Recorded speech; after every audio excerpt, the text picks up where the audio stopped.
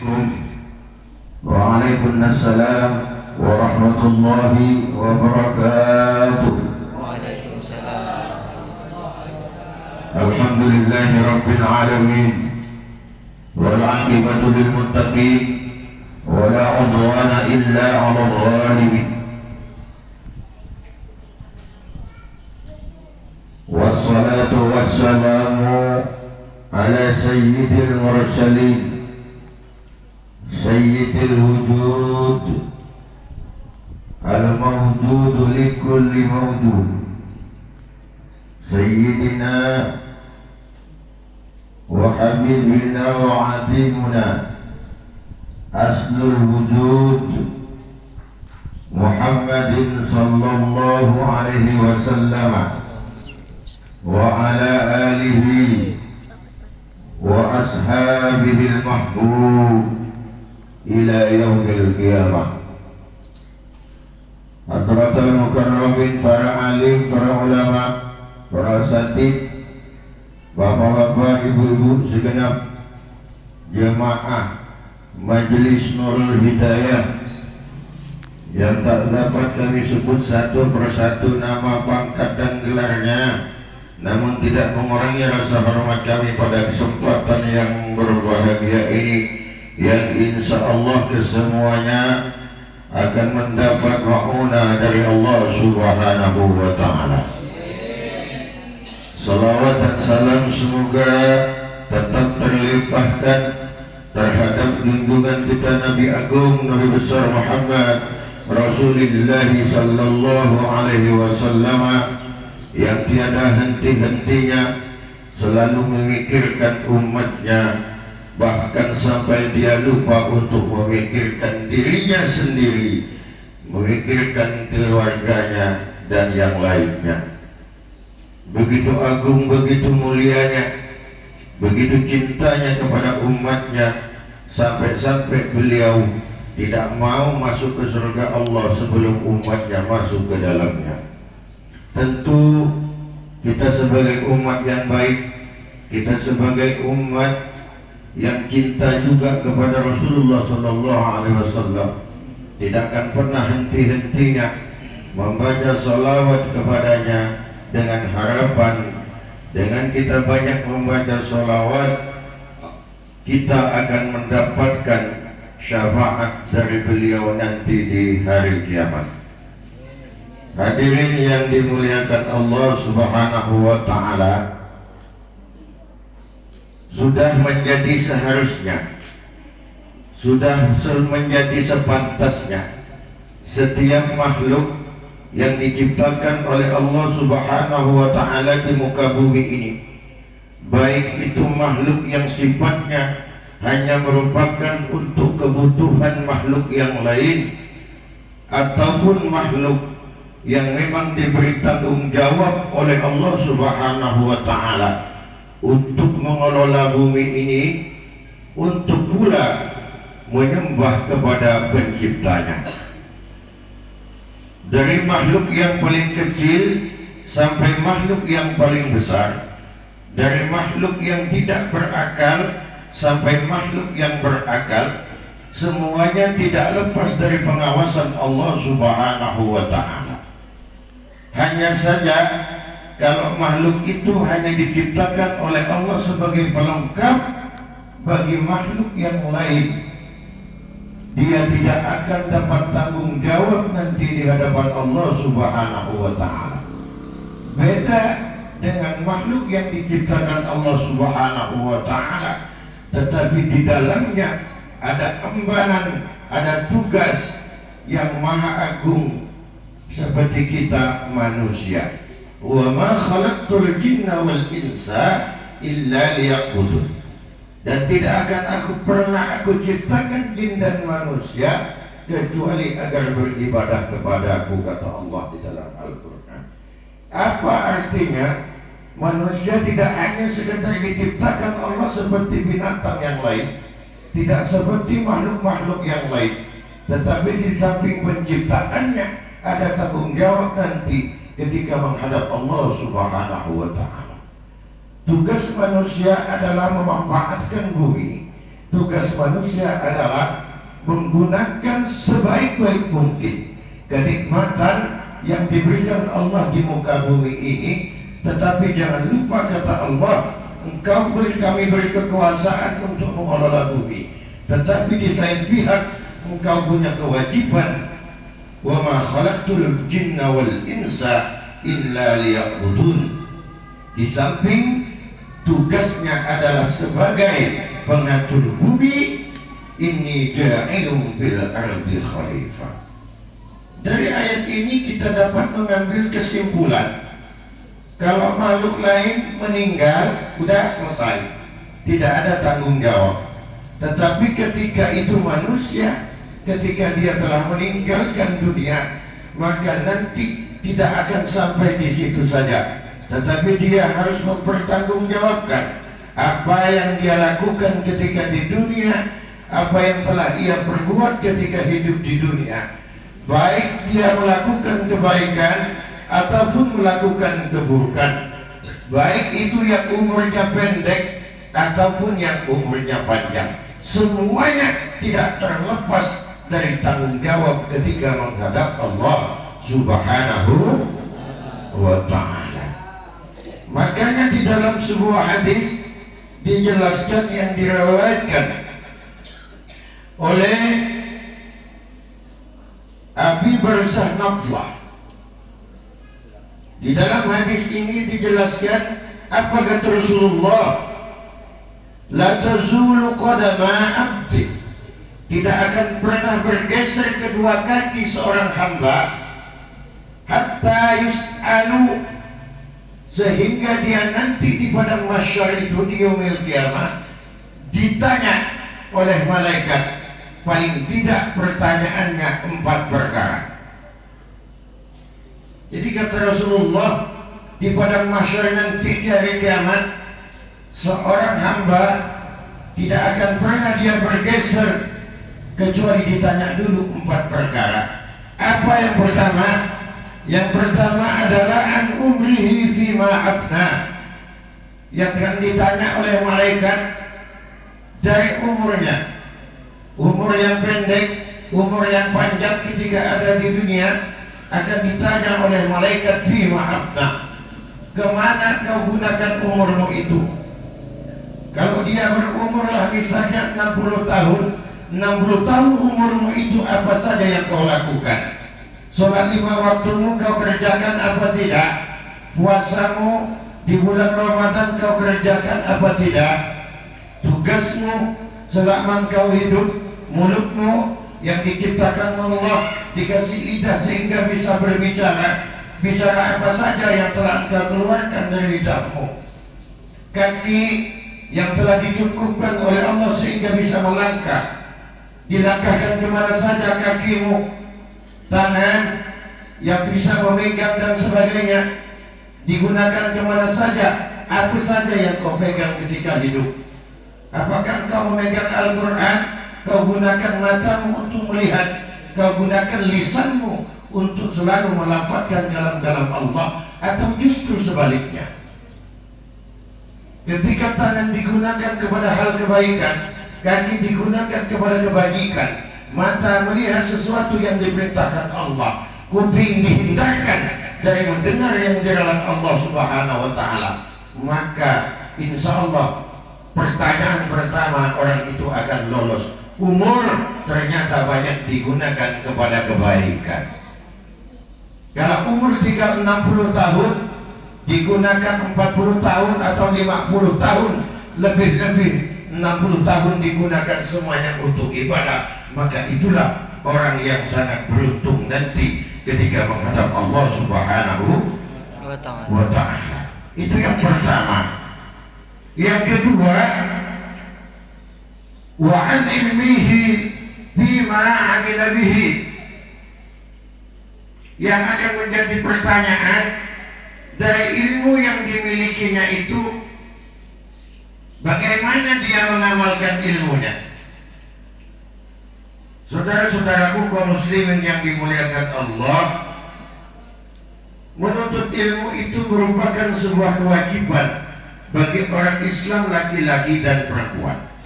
Thalabul ilmi fardhatun ala kulli muslimin wa muslimatin. Menuntut ilmu itu kewajiban bagi kaum muslim laki-laki dan perempuan. Artinya ketika itu disebut dengan sebuah kewajiban, maka orang Islam wajib untuk pintar, wajib memanfaatkan umur yang diberikan Allah Subhanahu wa ta'ala untuk menuntut ilmu. Utlubul ilmi minal mahdi ilal lahdi. Tuntutlah ilmu itu dari ayunan sampai ke liang lahat. Artinya menuntut ilmu tidak melihat umur. Bukan umur yang masih 10 tahun, 20 tahun yang wajib menuntut ilmu, tetapi ketika engkau masih bernyawa, ketika nafas masih ada di dadamu dan engkau belum ditanam di tanah, maka kewajiban menuntut ilmu itu keharusan bagi orang Islam. Akan tetapi tidak cukup sampai di sini. Ketika ilmu telah engkau miliki, maka kemana ilmu itu engkau amalkan? Bagaimana engkau mengamalkan ilmunya? Apakah ketika engkau sudah punya ilmu, kemudian ilmu kau perjualbelikan, atau ilmu kau ajarkan pada kerabatmu, kepada anak istrimu, kepada keluargamu, kepada tetanggamu, dengan tanpa mengharapkan sesuatu apapun kecuali ridho Allah Subhanahu wa ta'ala. Karena tidak diperbolehkan di dalam agama orang yang menuntut ilmu setelah ilmu didapat kemudian dikomersilkan. Kalau ada oknum-oknum yang seperti itu, ceramah dan sebagainya, mengajar dan sebagainya, kemudian dia memasang tarif, dia mau ajar kalau dibayar sekian, dia mau berceramah kalau dibayar sekian, maka sesungguhnya orang itu telah lepas, dia telah lepas dari kewajiban, telah lepas dari seharusnya dia itu yang harus dilakukan ketika mengamalkan ilmunya. Karena mengamalkan ilmu tidak lebih hanya karena lillahi ta'ala. Ataupun kalau memang ada ketika dia berceramah, ketika dia mengajarkan ilmunya, ada sedekah dari orang lain, itu beda judulnya, sah-sah saja. Tetapi yang tidak boleh adalah ketika kita mengajar, kita memasang tarif kepada orang lain. Kenapa? Karena ilmu wajib diamalkan, bukan untuk diperjualbelikan. Jadi ditanya nanti di hadapan Allah Subhanahu wa ta'ala. Man su'ila an ilmin fakatamahu fa'uljima bilijamin minnar, kata Rasulullah. Barang siapa yang ditanya tentang sebuah ilmu, kemudian dia menyembunyikan ilmu yang dimilikinya, tidak mau mengajarkan kepada orang lain yang bertanya kepadanya, fa'uljima bilijamin minnar, maka orang itu nanti akan dimasukkan oleh Allah ke dalam neraka sebelum orang kafir. Na'udzubillah. Hati-hati para penuntut ilmu, kalian wajib menuntut ilmu, tetapi ilmu ketika telah dimiliki maka wajib untuk mengamalkannya. Al-ilmu bila amalin kasajari bila tamarin. Ilmu yang tak diamalkan laksana pohon yang tiada berbuah.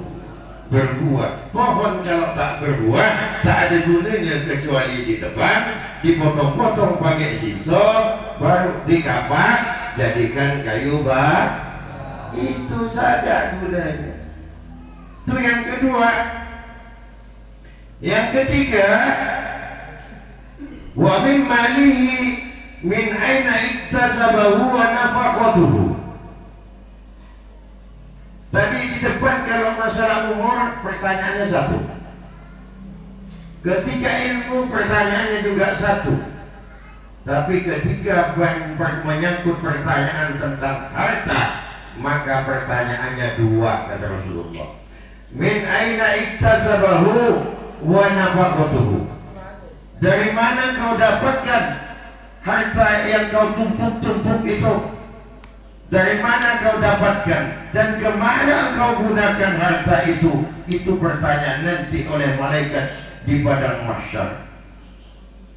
Kalau kita mendapatkan harta dari jalan yang benar, dari jalan yang dihalalkan Allah, dari jalan yang memang benar menurut syariat, maka insya Allah kita akan jadi orang selamat. Apabila harta itu kita gunakan ke jalan yang benar juga. Ini dapat hartanya dari jalan yang benar, tapi menggunakannya ke jalan yang salah, maka itu juga tidak benar, salah juga. Mendapatkan hartanya dari jalan yang tidak benar, digunakan ke jalan yang benar, salah juga. Kenapa?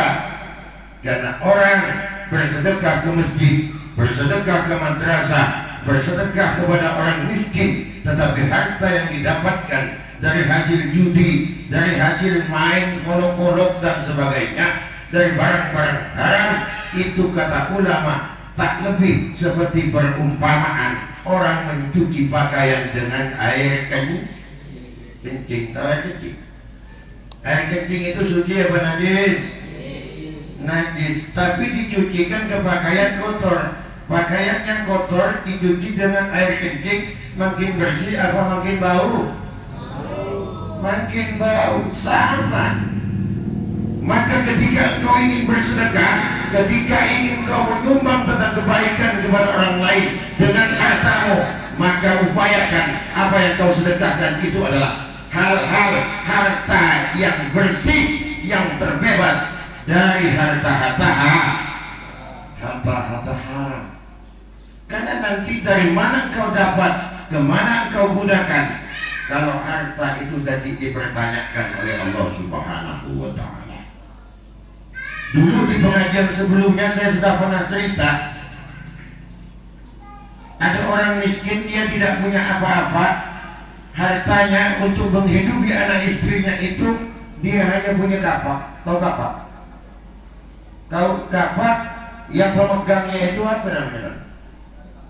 Gagangnya itu dari kayu. Jadi kapak itulah yang dia gunakan setiap pagi pergi ke hutan mencari kayu bakar.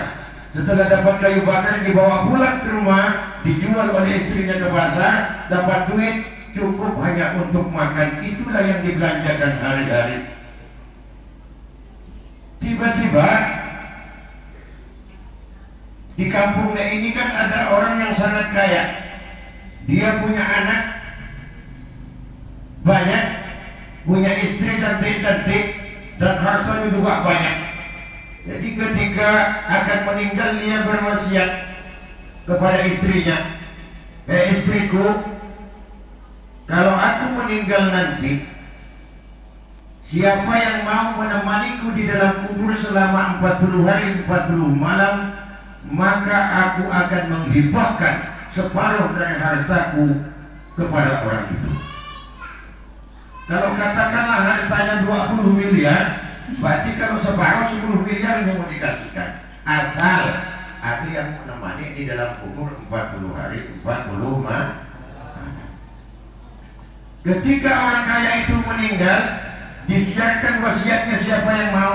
Ternyata jangankan tetangganya, jangankan kerabatnya, jangankan orang-orang yang selama hidupnya dekat dengannya, yang dianggap kekasihnya dan sebagainya, istrinya sendiri pun, anaknya sendiri pun tak ada yang mau untuk menemaninya di dalam kubur selama 40 hari 40 malam. Ternyata cinta manusia itu ketika hidupnya, istri sayang ke suami waktu hidup saja, suami sayang ke istrinya waktu hidup mah. Mungkin penyawa dipeluk terus dicium, coba mati, belum baru saja mati, coba suruh meluk, tak mau tuh. Berarti apa? Cintanya yang katanya sehidup semati, berarti cintanya kita gombal mati. Tak ada yang mau, sampai istrinya juga tidak mau. Akhirnya si tadi tukang kapak tadi, tukang cari kayu yang miskin itu mendengar. Si tukang kapak ini pun tak mau. Tapi karena rayuan dari istrinya, nah ini istri. Jadi istri ini pengaruhnya sangat besar. Dia memang orangnya lemah lembut, perempuan ini. tapi rayuannya dahsyat. Laki-laki jago kayak apapun, kalau udah dirayu perempuan luluh lantak habis. Apa kata istrinya, bang? Kita bertahun-tahun hidup miskin, hari-hari kita hari ini kita mencari rezeki, hari itu juga yang kita makan, tidak pernah ada lebihnya. Anak kita semakin membesar, makin banyak kebutuhan. Kalau kesempatan ini tidak abang ambil, mau kapan lagi kita, bang? Akhirnya karena saran dari istrinya, si suami ini mau untuk menemani orang kaya yang meninggal tadi di dalam kubur selama 40 hari, 40 malam. Malam pertama, jadi kubur itu ini kuburan orang yang kaya, di samping ini dibuat juga kuburan tapi bertetangga itu. Nah, udah dikubur, malam pertama malaikat datang, rupanya malaikat ini salah masuk. Jadi bukan cuma manusia yang salah masuk, malaikat pun bisa salah masuk. Tidak datang ke orang yang kaya tadi, tapi masuknya ke kuburan tukang kapak yang nemani itu. Ditanya, jadi ditanya oleh malaikat, kalau bahasa kita, kau kerjanya apa di dunia? Aku kerjanya cuma tukang dari kayu dengan kapak. Kebetulan kapaknya rupanya dibawa sedikit itunya, masuk ke dalam kubur pun bawa kapak saking situ.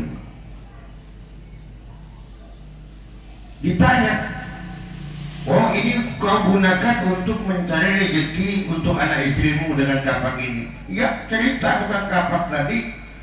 Kalau dia tiap pagi cari kayu, setelah kayu dapat dibawa pulang, dibawa lagi oleh istrinya ke pasar, dijual, dibelikan makanan. Itulah hari-hari yang dilakukannya.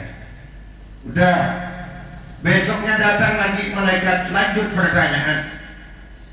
Terus kapak kamu dapat dari mana? Oh, beli. Kamu beli, dapat uang dari mana? Terus ditanya. Ternyata pertanyaan yang dilakukan oleh malaikat kepada tukang kapak tadi hanya urusan satu kapak saja, 40 hari 40 malam tak selesai. Tetapi ketika sudah sampai 40 hari 40 malam sesuai yang sudah dijanjikan, orang di atas kuburannya udah ramai nunggu. Kenapa? Karena ingin menyaksikan si tukang kapak sudah sukses mendampingi orang kaya yang meninggal itu. Karena apa? Karena hadiahnya adalah separuh dari harta konglomerat tadi. Tapi apa yang terjadi ketika digali, dikeluarkan tukang kapak tadi? Dia bukan malah senang, tapi dia malah sedih. Rupanya dia nangis. Ketika terbuka kuburan yang ada, dia nangis, bukan senang. Sedangkan istrinya nunggu di atas, anaknya yang nunggu, kerabatnya yang nunggu, senang dia. Dapat duit banyak. Bang, setelah naik ke atas, apa kata istrinya? Bang, abang sukses, kita bakal jadi kaya raya, bang. Kata suaminya yang dari dalam kubur, aku kaya raya apa? Aku nih tak mau dengan harga itu. Siapa yang mau ngambil silakan ambil. Aku tidak mampu, nanti akan bertanggungjawabkan di hadapan Allah Subhanahu Wa Taala. Jangankan aku ingin mempertanggungjawabkan uang yang 10 miliar tadi yang untuk hadiah kepadaku. Aku hanya jawab untuk satu kapak ya aku 40 hari 40 malam dan selesai. Udah bagus, aku udah jadi orang kaya. Aku cukup dengan kapak ini saja. Tak mau dia, Pak. Ternyata ketika kita masih hidup di dunia, harta itu bagi kita kadang-kadang yang nomor satu. Banyak orang lupa dengan istrinya karena harta. Banyak orang lupa pada suaminya karena harta. Banyak orang lupa kepada orang tua karena harta. Banyak orang membunuh keluarganya karena harta. Ternyata padahal harta itu hanya sementara di dunia, tidak pernah dibawa pulang ke akhirat. Yang dibawa pulang ke akhirat olehmu adalah amalmu, kebaikanmu, apa yang kau lakukan, yang pernah kau memberikan senyum kepada orang lain. Apa yang kau lakukan, yang kau membuka kesulitan orang lain, itu nanti yang akan kau bawa ke hadapan Allah Subhanahu wa Ta'ala. Itu cerita kapak yang pertama. Cerita kapak yang kedua, sama di kampung yang lain ada juga orang miskin, kerjanya macam itu, cari kayu hutan. Karena dia cari kayu hutan, ceritanya seperti yang saya ceritakan tadi, sama persis. Untuk makan dia cari kayu. Akhirnya suatu ketika bapak tukang kapak ini setelah dapat kayu di hutan belum balik ke rumahnya, melihat air terjun, dia melihat jernih, pengen mandi. Udah mandi, airnya jernih dalam. Udah mandi, duduk si bapak tukang kapak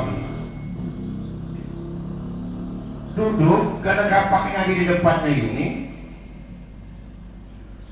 kena tendang kapaknya, kakinya kena tendang, akhirnya kapaknya jatuh ke dalam sungai tadi yang dalam tadi. Sedih dia, waduh gimana nih, padahal ini kapak satu-satunya untuk aku memberi makan anak istriku, tapi dia sudah jatuh ke jurang. Sementara membeli dia tidak punya uang. Bagaimana besok aku mau cari kayu kalau kapak ini tak bisa kutemukan? Akhirnya mikir, setelah mikir apa? Ngambil keputusan dia, terpaksa aku harus terjun ke dalam, mau cari kapak ini.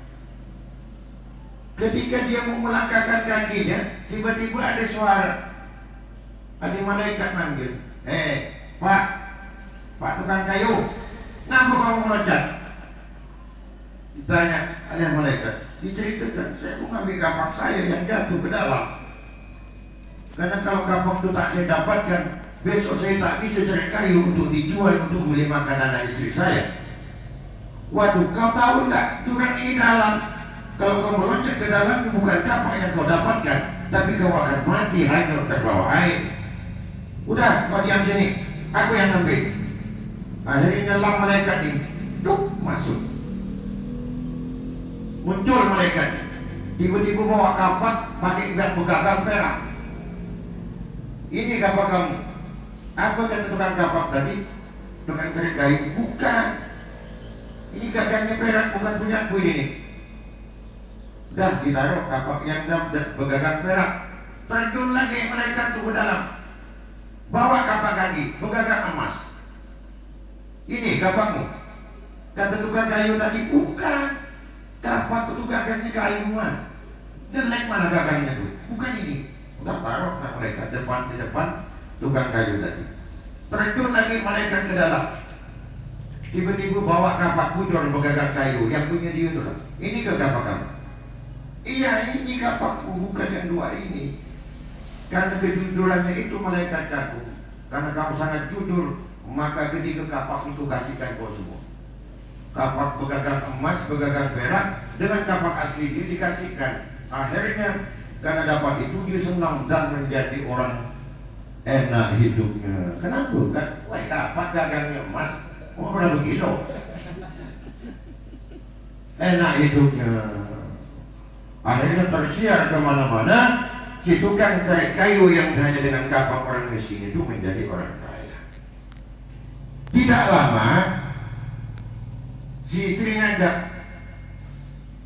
dulu kan bapak manggil bapak karena lagi miskin, udah kaya kan manggil mas, juga kita pergi ke sungai yang dulu mas dapat kapak tuh, kita nostalgia lah di sana, lihat kan itu sebabnya kita bisa jadi orang kaya. Akhirnya disetujui oleh suaminya, pergilah ke situ duduk lagi. Duduk tak lama, istrinya tak sengaja kena tulang bergurau, jatuh ke dalam sungai itu, tenggelam juga, hilang. Bingung dia, sedih. Biarpun kaya, kalau istrinya hilang sedih dia. Akhirnya diputuskan lagi, dia mau meloncat, mau cari istrinya yang jatuh ke sungai. Ketemu lagi, didatangi lagi oleh malaikat yang sebelumnya itu. Apa kau meloncat? Istrinya kan istrinya hilang. Setelah masuk ke dalam sungai, muncul malaikat itu bawa perempuan. Siapa yang keluar? Luna Maya. Ditanya oleh malaikat, inikah istrimu? Iya malaikat, ini istriku. Mendengar jawaban itu, apa kata malaikat? Marah malaikat. Kalau waktu di kapak aku sangat kagum kepadamu terhadap kejujuranmu. Kau tidak tergiur dengan emas dengan perak yang kuberikan. Kau tetap karena kejujuranmu, maka kukasihkan semua. Kuberikan semua emas dan perak itu. Tetapi kenapa sekarang kamu berbohong? Kata malaikat. Padahal aku tahu Luna Maya ini bukan istrimu. Masih ada 2 perempuan lagi di dalam sungai yang akan aku naikkan, termasuk istrimu di sana. Apa dia sambil gemetar? Jawab sambil gemetar. Malaikat, bukan aku tak mau jujur, tapi coba malaikat pikir. Dulu waktu di kapak, ketika kapak berdagang perak, aku tidak mengakui. Kapak berdagang emas, aku tidak mengakui. Ketika kapakku yang asli diberikan, semuanya kau kasihkan tiga-tiganya. Aku udah tua malaikat. Untuk ngurus istriku yang sekonya gak ulah huyuk. Mun aku tadi bilang bukan, pasti kau nyelam lagi. Keluar perempuan lagi, ditanya nanti Dewi Persik yang keluar. Bukan, ku jawab bukan. Masuk lagi, keluar istriku nanti yang dibawa. 3 mereka, tak mampu lutut kuda, ada huyuk. Makanya aku minta Luna Maya 1 kuda. Nah, Dewi Persik dengan istriku ambil kau ya. Aku minta 1 kuda. Intinya apa? Dari yang kita ceramahkan malam ini, manusia itu ada batasnya, dan pada intinya manusia itu tidak lepas tanggung jawab nanti di sisi Allah Subhanahu wa Ta'ala. Yang terakhir sedikit, wa an jasmihi bima ablah. Yang terakhir, dari tubuh kita. Kau diberi tubuh ganteng, diberi tubuh cantik, gagah, perkasa dan sebagainya. Bima ablah, tubuhmu yang telah diberi tenaga, diberi kekuatan sehingga bisa berjalan, bisa bergerak dan sebagainya. Capekmu itu kau gunakan kemana? Apa capekmu karena bangun malam, sholat tahajud, sholat hajat, munajat kepada Allah Subhanahu wa Ta'ala? Apakah capekmu kau gunakan ketika pagi kau berangkat untuk cari nafkah untuk anak istrimu, itu menjadi nilai ibadah kepadamu? Atau justru sebaliknya, tenaga yang diberikan oleh Allah Subhanahu wa Ta'ala justru engkau gunakan untuk bermaksiat kepada Allah, ingkar kepada Allah, melakukan perbuatan-perbuatan yang dilarang oleh Allah Subhanahu wa Ta'ala. 4 pertanyaan nanti yang tidak akan terlepas. Siapapun dia, mau pejabat, mau orang biasa, ketika menghadap Allah di padang mahsyar, maka malaikat tidak akan lepas dari 4 pertanyaan ini. Maka kita, ketika kita masih hidup di dunia hari ini, ketika nyawa masih ada di badan, belum terlepas dari tubuh kita, mari kita sama-sama, terutama jemaah Majelis Nurul Hidayah ini, mari gunakan waktu kita, gunakan harta kita, gunakan tenaga kita untuk selalu melaksanakan ibadah kebaikan-kebaikan kepada Allah. Makanya ada Nurul Hidayah ini bersyukur, beruntunglah orang yang mau bergabung di majelis seperti ini. Karena ini nilai kebaikan. Dari tadi kita baca Yasin, wirid, fatihahkan, bacakan Yasin almarhum keluarga kita dan sebagainya. Kita sendiri dapat pahala, nanti akan dicatat. Oh Pak Rais, jam segini, tanggal segini, bulan segini, tahun segini, di rumahnya Maksudi, dia datang hadir di majelis, ikut baca Yasin, dengarkan pengajian dan sebagainya. Itu tidak semua tidak terlepas dari catatan Allah Subhanahu wa Ta'ala. Wa may ya'mal mithqala dzarratin khairan yarah wa may ya'mal mithqala dzarratin syarran yarah. Tidak ada kebaikan sebiji sawi sekalipun kecuali nanti akan terlihat di hadapan Allah, dan tidak ada kejahatan yang dilakukan oleh kita ketika di dunia meskipun sebiji sawi kecuali nanti akan dampak di hadapan Allah Subhanahu wa Ta'ala. Mari kita semangat semuanya. Hadirin yang dimuliakan Allah, demikian yang dapat kami sampaikan. Mudah-mudahan bermanfaat untuk kita semua. Ihdinas siratal mustaqim. Wal afwa minkum. Wassalamualaikum warahmatullahi wabarakatuh.